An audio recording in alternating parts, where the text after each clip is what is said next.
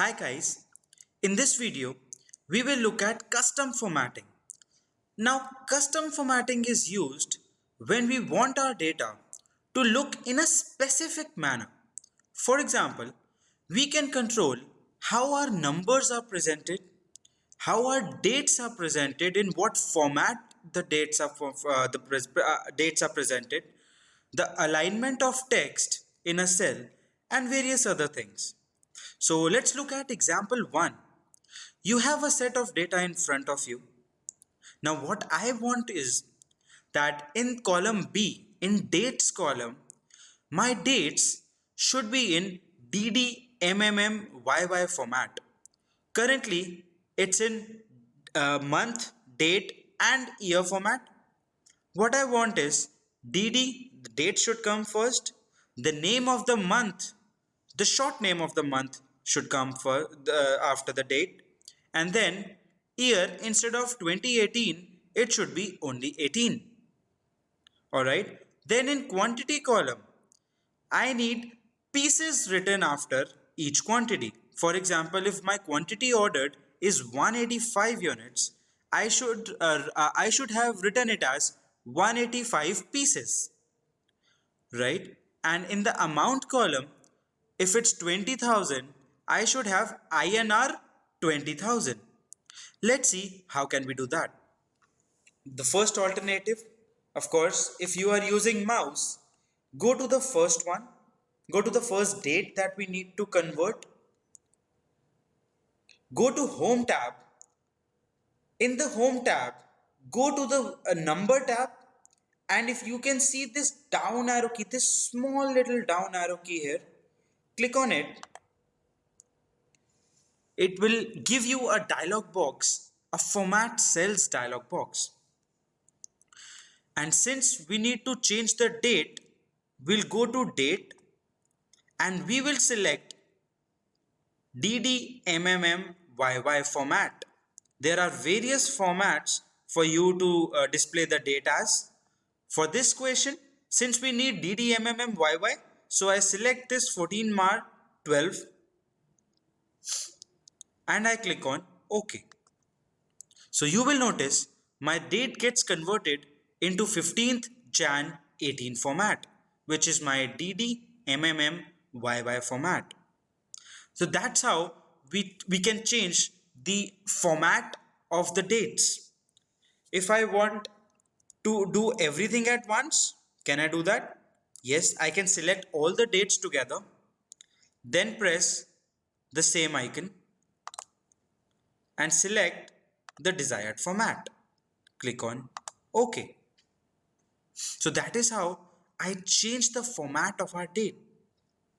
Is there a shortcut for that dialog box to appear? Yes, because we'll reduce the use of mouse. So instead of going to the home tab with your mouse, then going to the number tab, then clicking on this down arrow key, I can simply press Ctrl 1. As soon as I press Ctrl 1, the same dialog box appears. I can select the desired format and press enter. Alright, so that's how I convert my dates. Coming on to the quantity ordered column. Now, since we can do everything at once, so I'll select all the items that I need to convert, press Ctrl 1. Now here, I don't want to change the format of this number, right? What I want is, I want to add some text after this number. How do I do that? I go to custom. In the custom, you have general written here.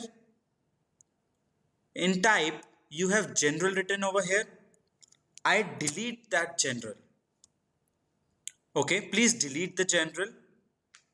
And now, since I have to add a text after the number, I will press 0 first.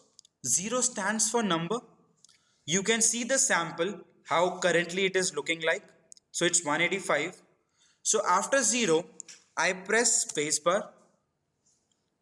Now since I need to add text, in Excel, whenever I need to add a text, it has to be within the double inverted commas, right? So I'll press double inverted commas PCS and I close my double inverted commas. As soon as you close the double inverted commas, observe what happens in the sample. That's what we needed, right? 185 pieces. And then I press enter. And you'll notice everything gets converted into pieces. Now there is a very important catch here which we'll do when we'll do the example 2. Alright, in this example, let's learn how do we add text after the numbers. Now I know you want a repeat of this once.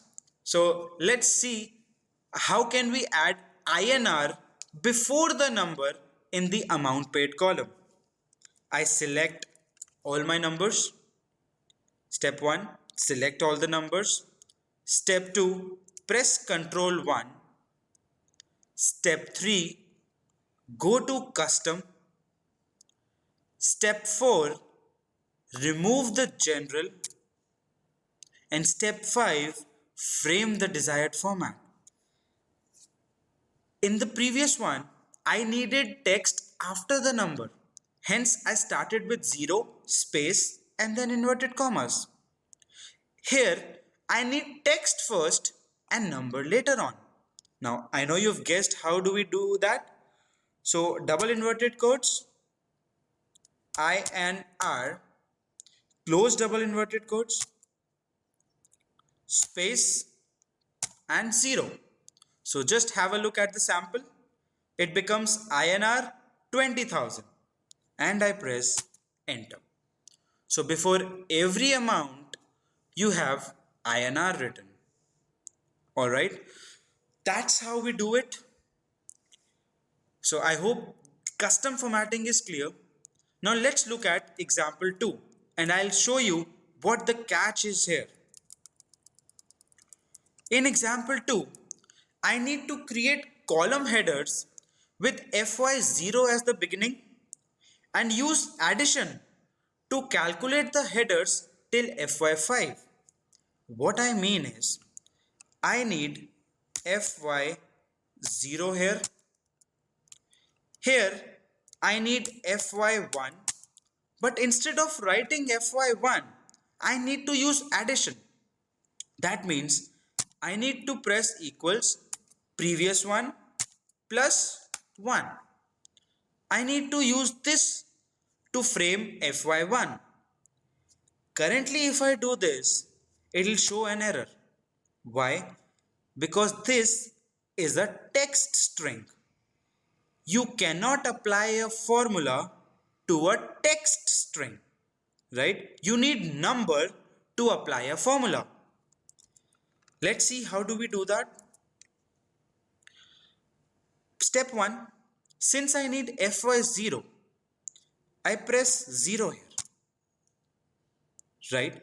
Now, what I need FY written before the number. That's what we did when we were using amount paid column, right? Similar way. First step, I press Ctrl 1. Second step, I go to custom. Third step, I remove general. Fourth step, I frame the desired format. Now I need text first. So inverted commas, FY, close the inverted commas, space 0 and press enter. It will show me FY0. Now, if I want plus 1, I should get FY1 here. So let's try if we are able to do that. Equals previous cell plus 1. Why equals? Because every formula in Excel has to mandatorily start with an equals or a plus sign, right? So I press enter and here you go. Now you are getting FY1. Why? Because if you go to FY0, if you go to this cell and just have a look at the formula bar, what do you see? Here it is 0. That means this is a number string only. This is a number string only. And hence, when we applied a formula here, we got fy1. Earlier what was happening is, if I manually type fy0 and look at the formula bar, it is a text string. And hence, I was not able to apply the formula here. Now, if I add again, I get fy2. If I add again, I get fy3, fy4, fy5. So that's how I create my column heads for financial modeling, preparing you for some advanced concepts as well. So that's how I create my column heads for financial modeling. Alright, go on. You have the file with you.